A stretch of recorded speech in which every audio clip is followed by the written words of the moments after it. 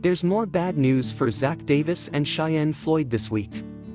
As we previously reported, Davis has had some brushes with the law in the past, but he appeared to have turned over a new leaf.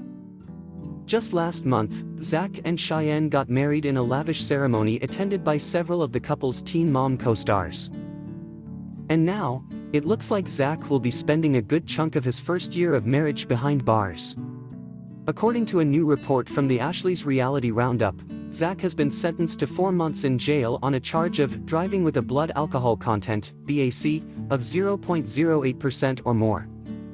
According to court documents obtained by the Ashley, Davis was also charged with driving on a license that was suspended/revoked due to previous DUI, and knowingly driving on a suspended/revoked license.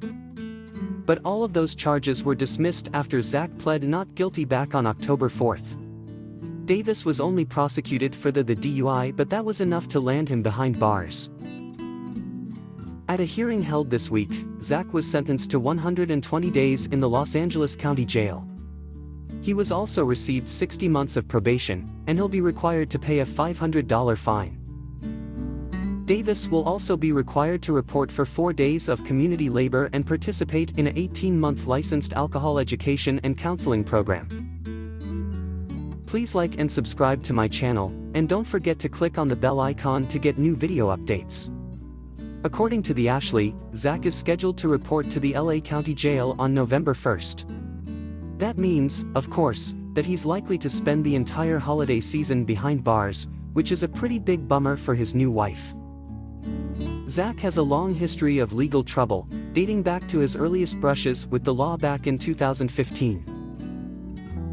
In 2018, he arrested for grand larceny, but the charges were eventually dropped. He was arrested for grand larceny a second time in 2019 and sentenced to 3 years of probation and 32 days in LA County Jail for his crimes.